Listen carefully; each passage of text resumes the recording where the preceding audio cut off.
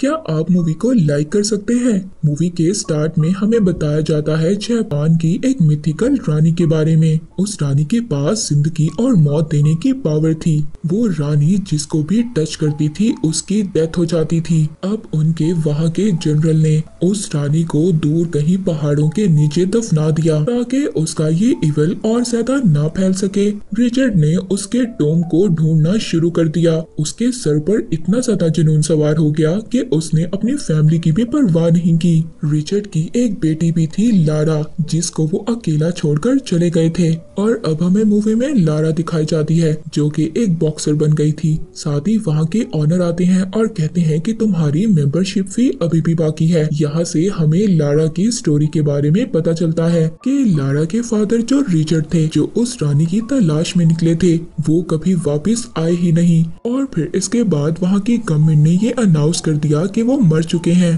पर लारा के पास पैसों की कमी नहीं थी। उसके फादर ने उसके लिए बहुत सारी प्रॉपर्टी छोड़ी थी, पर वो इस बात को मानने के लिए तैयार ही नहीं थी कि उसके फादर की डेथ हो गई है। उसके फादर की बिजनेस पार्टनर भी बार बार उसको समझाती थी, मगर फिर भी लारा प्रॉपर्टी के पेपर साइन करने से इनकार कर देती है। उसको अभी भी ये उम्मीद थी कि उसके फादर जिंदा है। लास्ट में उसके फादर की बिजनेस पार्टनर उसको साइन करने के लिए मना लेती है। अगर वो ऐसा ना करती तो उसकी सारी प्रॉपर्टी ऑक्शन में चली जाती। साथ ही साथ जब वो पेपर साइन कर रही थी तो उसको ये भी पता चलता है कि उसके फादर ने उसके लिए एक जापानीज पजल भी छोड़ा था। उस पजल को सॉल्व करने के बाद उस पजल में से उसको एक सीक्रेट नोट भी मिलता है। और जब वो ये नोट पढ़ती है तो वो फौरन से अपने माइंड को चलाती है और उस जगह पर चली जाती है। वो एड्रेस इसके फादर के टोम का था। अब जब वो वहाँ पर जाती है, अपने फादर के नेम के फर्स्ट लेटर को जब वो दबाती है और जो उसको की मिली थी उससे ओपन करती है, तो साथ ही वहाँ पर एक केव का डोर ओपन हो जाता है। वहाँ पर जाकर उसको पता चलता है कि उसके फादर अपना ज्यादातर टाइम कहाँ पर गुजारा करते थे। वहीं पर लारा को एक कैमरा भी मिलता है जिसमें उसके फादर का एक मैसेज रिकॉर्ड था। जब लारा उस वीडियो को देखती है तो उस वीडियो में उसके फादर उसको बता रहे थे कि मैं ये प्रूव करने के लिए बाहर निकल गया कि सुपर नेचुरल पावर्स होती हैं, तभी मुझे जापान की रानी के बारे में पता चला और मैं उसको तलाश करने के लिए निकल गया। तुम्हारी मदर को खोने के बाद मैं बहुत ज्यादा सदमे में था और इसी वजह से मैं उस रानी के टोम को तलाश करने गया था ताकि तुम्हारी मदर को मैं स्पिरिट्स की दुनिया से वापस ला सकूं। और अब तुम्हें मेरा ये काम करना होगा। तुम्हें उस रानी से मुतालिक जितनी भी इंफॉर्मेशन है सारी डिस्ट्रॉय करनी होगी ताकि वो कभी भी किसी गलत इंसान के हाथ ना लगे। अब जब लारा ये मैसेज सुनती है तो वहाँ पर वो सभी चीजों को देखने लगती है। अब लारा जब वहाँ पर सारी इंफॉर्मेशन पढ़ती है तो उसको पता चलता है कि उसके फादर की किसने हेल्प की थी। अब वो अपने फादर की कोई चीज उधार रखकर कुछ पैसे जमा करती है और हांगकांग के लिए निकल जाती है और फौरन से उस शिप को ढूंढने लगती है जहाँ पर लास्ट बार इसके फादर को उस शिप में देखा गया था। पर तभी जब लारा वो शिप ढूंढ रही थी तो वहाँ पर कुछ चोर आ जाते हैं, उसका बैग चुरा कर भाग जाते हैं। पर उन चोरों ने गलत लड़की से बैग चुरा लिया था। लारा उन चोरों का पीछा करती है, उनको अपनी बॉक्सिंग स्किल से हरा देती है और अपना बैग वापस करने पर मजबूर कर देती है। पर अब लारा को वो शिप भी मिल गया था। उस शिप के ऑनर से जब लारा बात करती है तो उस शिप का ऑनर बताता है कि मेरे फादर ने तुम्हारे फादर की हेल्प की थी, मगर मेरे फादर भी तुम्हारे फादर की हेल्प करने के बाद कभी भी नहीं वापस आए। मुझे नहीं पता वो जिंदा है या मर गए। अब लारा उस शिप के ऑनर को कहती है कि हम दोनों मिलकर अपने फादर्स को ढूंढ सकते हैं, क्योंकि लारा को अपने फादर की इंफॉर्मेशन से उस आइलैंड का पता चल गया था। मगर लारा को ये नहीं पता था कि वो आइलैंड कितना ज्यादा खतरनाक है, इसीलिए वो ऑनर वहाँ पर जाने से मना कर देता है। पर जब लारा उस ऑनर को थोड़े से पैसों का लालच देती है, उस ऑनर पर आगे ही बहुत सारा कर्ज था। जो वो थोड़े से पैसे देखता है तो वो भी लारा की हेल्प करने के लिए तैयार हो जाता है। अब सफर के दौरान लारा अपने फादर के सारे पजल्स को सॉल्व करती है, जिसमें उसको पता चलता है कि उस रानी हिमिको के पीछे और भी इवल ग्रुप था जो उस रानी को ढूंढने की तलाश में थे। अब जब लारा पजल सॉल्व करते करते शिप में ही सो गई थी, तभी वो एक झटके से जाग जाती है क्योंकि उनका शिप उस आइलैंड तक पहुंच गया था और वहां पर बहुत खतरनाक लहरें थी। अब जब वो शिप का ऑनर अपने शिप को कंट्रोल नहीं कर पाता तो वो लारा से कूदने का कहता है। लारा अपने फादर के सभी पेपर्स को समेट रही थी। इतने में एक लहर आती है और लारा को अपने साथ ले जाती है, पर वो तूफान इतना ज्यादा खतरनाक था। लारा उस तूफान से बचते हुए समंदर में कूद जाती है और उनका शिप एक पत्थर से टकरा गया था। उनके शिप के टुकड़े टुकड़े हो जाते हैं। लारा को जब होश आता है तो वो एक ग्रुप के सामने थी। उस ग्रुप का लीडर लारा को ये बताता है कि उस रानी के टॉम को ढूंढने के चक्कर में मैंने तुम्हारे फादर की जान ले ली। अब जब लारा के बैग से लारा के फादर का उसको जर्नल मिलता है। अब वो लोग लारा को भी लेबर बना लेते हैं और हिमिको के एड्रेस की तरफ निकल पड़ते हैं। वहाँ पर शिप का ऑनर भी था, वो लारा की हेल्प करता है, लारा को भागने का कहता है। तभी लारा जब भाग रही थी तो भागते भागते वो तेज पानी की लहर में डूब जाती है। लारा इससे पहले डूब जाती, वहाँ पर एक क्रैश प्लेन मिलता है, वो उसको पकड़ लेती है, पर वो बेचारी वहाँ पर क्या करती, उसके वजन से वो प्लेन टूटने लगता है। लारा थोड़ी सी हिम्मत दिखाती है, वो तेज भागती है और उस प्लेन के मेन पार्ट को पकड़ लेती है। वो बेचारी थोड़ा सा सांस लेती, इससे पहले वो प्लेन सारे का सारा टूटकर नीचे गिर जाता है। तभी लारा को उस प्लेन से एक पैराशूट मिलता है, वो पैराशूट ओपन करती है और जंगल में क्रैश लैंडिंग करती है। रात हो गई थी, उसको जंगल में कोई भी नजर नहीं आता जो उसकी हेल्प करता। तभी एक आदमी उसको देखकर भाग जाता है। लारा जब उसका पीछा करती है तो ये आदमी कोई और नहीं बल्कि उसके फादर थे। लारा के फादर अपनी बेटी को इतने सालों बाद देखकर बहुत ज्यादा खुश होते हैं।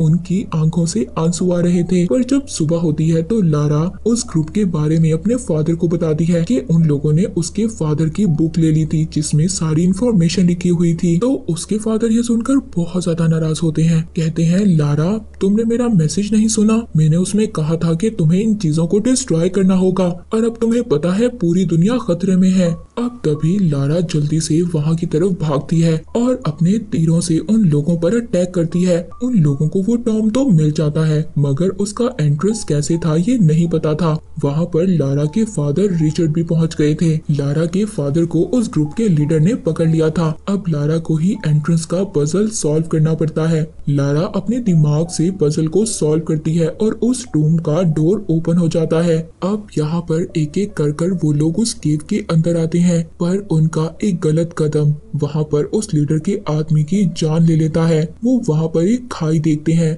जहाँ पर बहुत सारे स्केलेटन थे। ये देखकर वो बहुत ज्यादा शॉक्ड हो जाते हैं। वहाँ एक वॉल पर उनको एक और पजल नजर आता है। अब जब वो उस पजल को देख ही रहे थे तभी वहाँ पर केव का दरवाजा बंद हो जाता है और उनके पाँव के नीचे से जमीन खत्म हो रही थी। लारा भी गिरते गिरते बचती है। अब जब दोबारा से उनकी नजर उसी वॉल पर पड़ती है तो वो पजल ही यहाँ से निकलने का रास्ता था। अब वो वहाँ पर अलग अलग किस्म के अलग अलग कलर्स के क्लूज लगाते हैं, मगर कोई भी क्लू फिट नहीं हो रहा था। लारा को तभी समझ आती है कि ग्रीन कलर आजादी का कलर है। तभी वो जल्दी से ब्लू और रेड को मिक्स कर ग्रीन कलर बनाती है और वहाँ का दरवाजा ओपन हो जाता है।